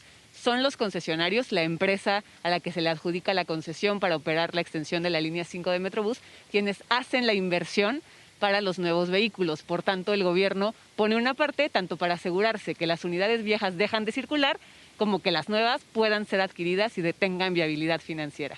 Aquí donde estamos, justamente vemos un como montacargas que es el que levanta la unidad, me imagino que, bueno, soporta toneladas y posteriormente la lleva a esa máquina donde comprime a todas las unidades, ¿no? Ahí estamos viendo, de hecho, ahí en las imágenes el procedimiento de chatarrización, pero si nos lo puedes explicar de una manera breve, por favor.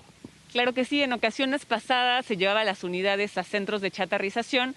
En el caso de la línea 5 de Metrobús preferimos traer las unidades aquí para iniciar la operación de la línea 5 sin ningún contratiempo, y una vez aquí las unidades trajimos estas máquinas con la empresa chatarrizadora para llevar las unidades, como ven ahora en pantalla, a la máquina. En la máquina se compactan, se hace una pila de unidades ya compactadas y se retiran del depósito. Esto para agilizar el proceso.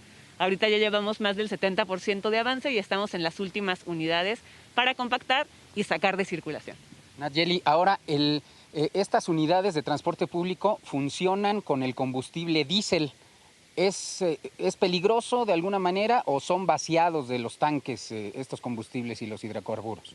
Claro que sí. Aquí en el depósito se toman las medidas de seguridad para asegurar que no haya ninguna problemática de seguridad ni para el depósito ni posteriormente para donde se llevan las unidades. La empresa se encarga de todo este proceso y además estas unidades, algunas de ellas también tienen gas. Como puedes ver en esta parte del depósito, hay también tanques de gas que se eliminan para pues también la seguridad al momento de la compactación del vehículo.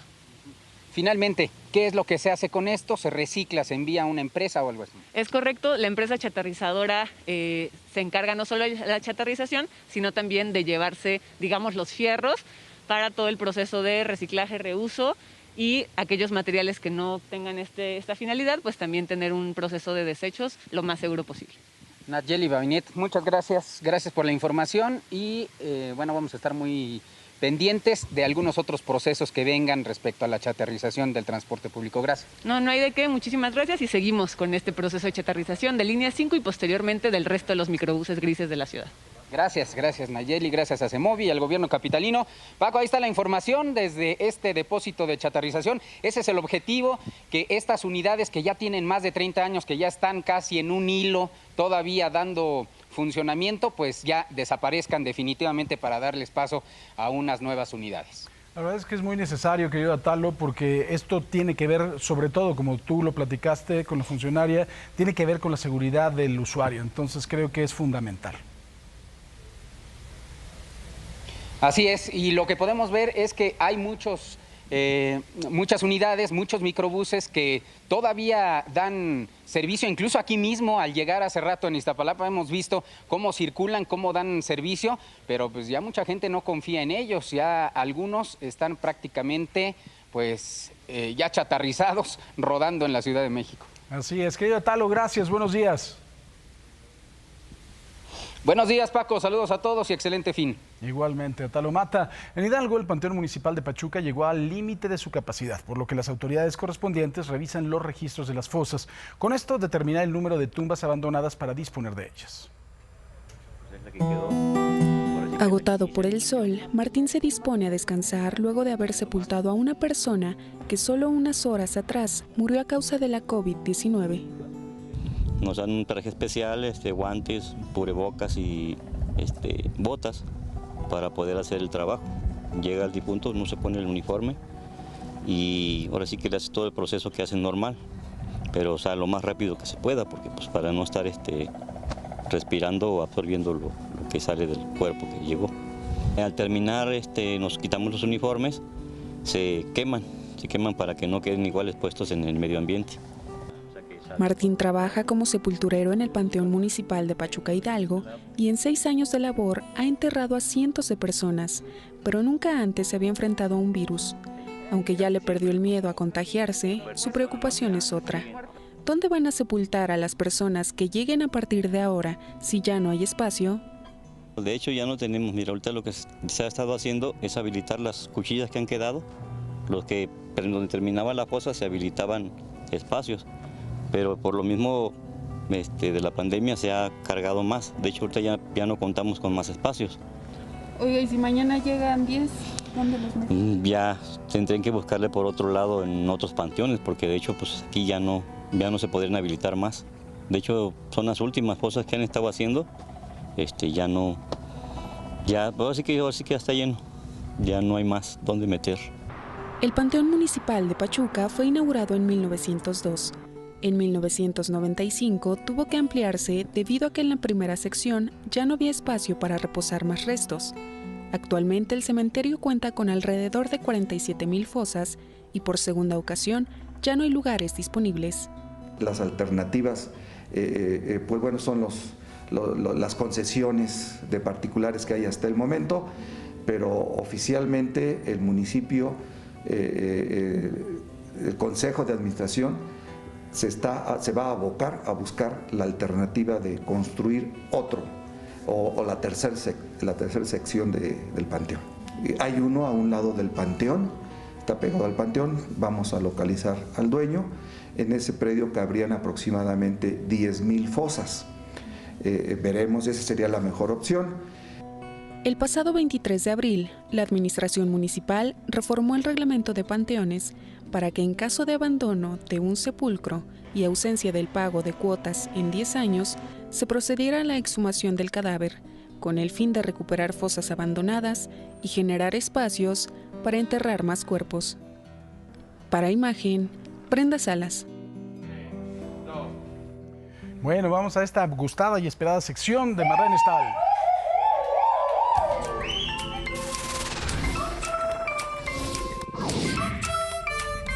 Sí, señores, hoy es viernes. A ver, Trejo, por favor. Gracias. Canelo, tú, sin sueño. Tarde pero sin sueño. 7 de la mañana. Muy bien, Pompirop. 7 de la mañana ya con 39 minutos. Gracias por continuar con nosotros y por fin viernes. Señores, así amanecemos este fin de semana en la playa Camarón, allá en Mazatlán, Sinaloa, lejos del frío, porque aquí vaya que hace frío, señores. Pero miren, nos deleitamos la pupila con esta vista que tenemos gracias a las webcams de México, de uno de los rincones favoritos de nuestro país, Mazatlán, Sinaloa. Saludos por allá. Y bueno, vamos a ver más amaneceres. Mi querido CC nos manda esta fotografía y dice: así amanece desde Cancún, otro lugar que qué envidia poder estar ahí. Y te mandan saludos, Paquito, desde Cancún. Eso. Vamos a ver también este nuevo amanecer de unas siglas que dice QBPGLR. Así amanece en Tequisquiapan, Querétaro. Saludos a Querétaro. Y por supuesto, miren qué bonita fotografía. Gracias por compartirla con nosotros.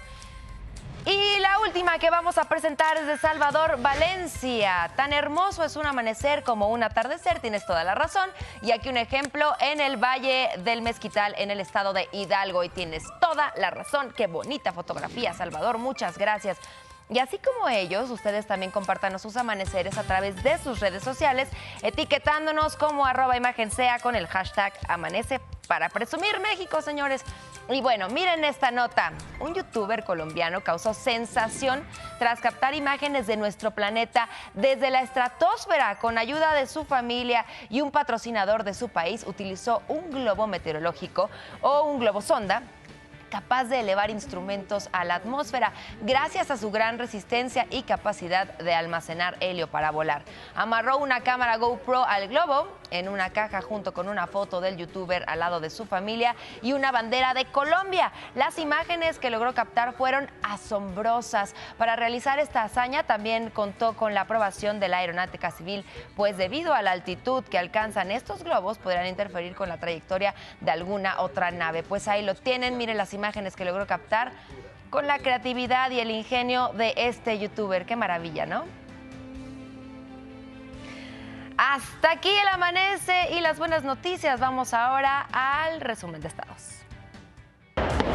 Estado de México. 2 personas resultaron lesionadas luego de que se registrara una balacera en la caseta Ecatepec Pirámides a la altura de Los Héroes. 2 grupos de manifestantes se enfrentaron para tomar el control del lugar y pedir una cuota a los automovilistas. Michoacán. Un juez de control vinculó a proceso a Diego Uric N. por su probable responsabilidad en el feminicidio de Jessica González.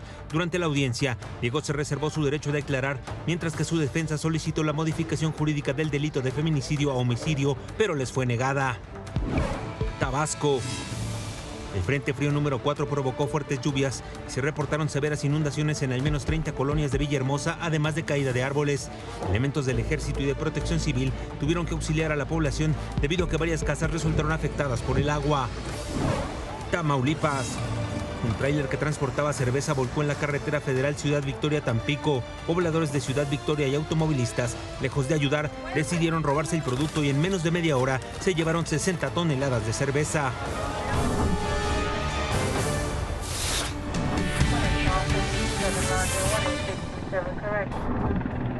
¿Qué está pasando en el mundo? Le cuento que el presidente de Estados Unidos, Donald Trump, planea reducir la admisión de refugiados de 3,000 para un máximo de 15,000 en 2021. Por ello, envió su propuesta al Congreso menos de una hora antes de que expirara el plazo para fijar la cuota para el nuevo año fiscal. El programa de reasentamiento de refugiados con 40 años de antigüedad ya se ha reducido durante su mandato.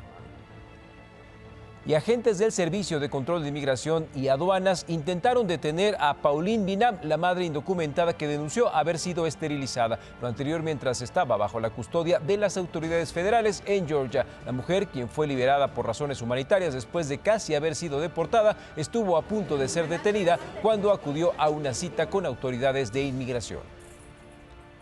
Y Facebook prohibió la publicación de anuncios que hagan referencia a un supuesto fraude electoral en los comicios de Estados Unidos o que insinúen que el resultado de las elecciones no es legal. También cualquier contenido que critique o ataque cualquiera de los métodos de votación. La compañía anunció las nuevas reglas que se aplican tanto en Facebook como en Instagram.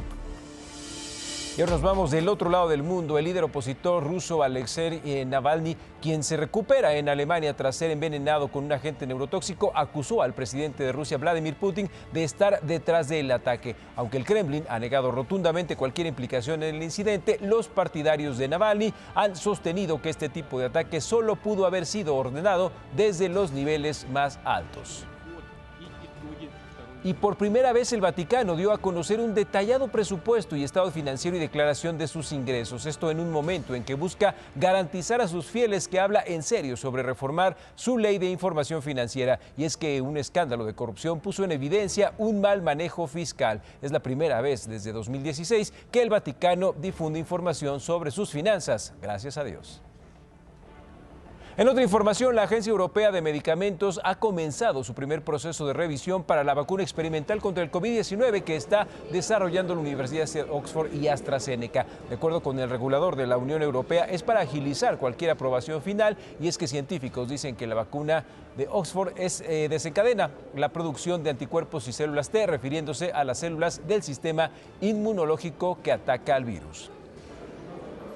Y aunque ya se sabe que las mujeres tienden a responder de manera más eficaz a varios tipos de infecciones, del COVID-19 lo ha resaltado aún más. Aunque las razones no están del todo claras, hay hipótesis y teorías que apuntan a procesos que se dan dentro de los sistemas inmunológicos y endocrino. Según investigadores, los hombres tenemos niveles más bajos de citocinas, que son proteínas que se despliegan como parte de la reacción inmune innata del cuerpo. Pero en los casos graves de COVID-19, cuando las citocinas se vuelven demasiado abundantes, desatan una tormenta de citocinas, que esta hace que se acumulen fluidos en los pulmones, privando al cuerpo de oxígeno y provocando shock, daño tisular y múltiples fallas en los órganos. Ahora es el momento de ir a las redes sociales con Marlene Stahl.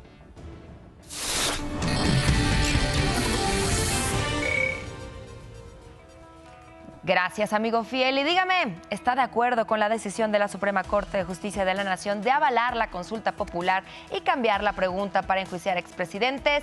¿Qué dicen los mexicanos? 23% sí está de acuerdo, 77% dice que no. Es el resultado hasta este momento. Hay que seguir participando durante todo el fin de semana.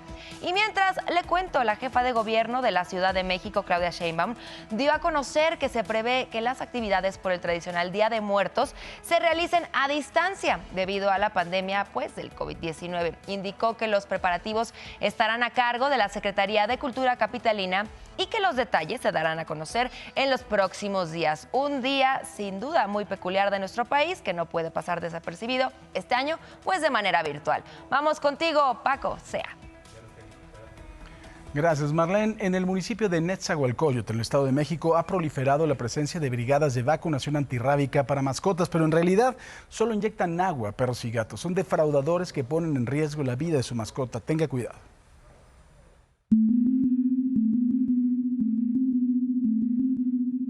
Les inyectan agua, entonces obviamente es como a nosotros, si nos inyectan agua, evidentemente en la vena vamos a morir, va a tener una reacción dañina a nuestra sangre.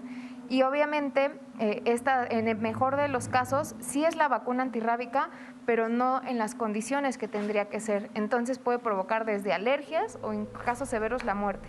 En el Estado de México, con puestos de vacunación en cajuelas de autos, con hieleras en mano, están vacunando contra la rabia, pero son vacunas con agua para perros y gatos aplicadas por pseudo vacunadores del sector salud. No pueden estar dando ustedes desparasitaciones porque no son médicos veterinarios certificados. Un veterinario. ¿Dónde está tu veterinario? ¿Me podrías mostrar tu cédula profesional? No, yo no dije que soy veterinario. ¿Dónde está tu médico veterinario? ¿Quieres traemos a la persona de la fundación? Se trae un escrito que se metió a Palacio. Esto ya lleva mucho tiempo en distintos municipios del Estado de México, el cual hay pseudo vacunadores. Lo que no sabemos es qué tipo de vacuna le están poniendo a los animalitos. Ya lleva tiempo esto. Las vacunas las traen en una hielera y se acreditan de asociaciones y ayuntamientos o del sector salud estatal y solo piden pequeñas cooperaciones para vacunarlos. Esta práctica provocó que Antonieta casi perdiera a sus gatitos. Yo accedí a vacunar a mis 2 gatitos, los vacunó, después me dijo que le iban a poner desparasitante, se los puso, que no tenía ningún costo cuando ya había puesto la vacuna antirrábica y el desparasitante. me cobró 280. Se fue la enfermera y de ratito mis gatos empezaron a tener vómito, diarrea, no podían caminar, se pusieron mal. Entonces yo los llevé con una doctora y me dijo que posiblemente les había puesto agua. En los últimos meses, 5 perros han muerto en Naucalpan, 3 en Coacalco y 4 más en Chimalhuacán por este tipo de vacunas aplicadas por pseudovacunadores que se acreditan del sector salud y que cometen un delito. El delito de usurpación de funciones en el Estado de México se castiga desde 2 años hasta 7 años de prisión y de 500 a 2,000 días multa. Además, pues también está catalogado en el artículo 9 del Código Penal, lo que implica que no es tan fácil adquirir una libertad. Entonces, es un delito pues que sí tiene una sanción complicada. Ante esta situación, se exhorta a dueños de mascotas a no dejarse engañar y corroborar que en realidad se trata del personal del sector salud o acudir a los centros veterinarios acreditados de sus municipios o médicos particulares para no poner en riesgo a sus mascotas. Con información de Ángeles Velasco, Imagen. Tenga cuidado, por favor.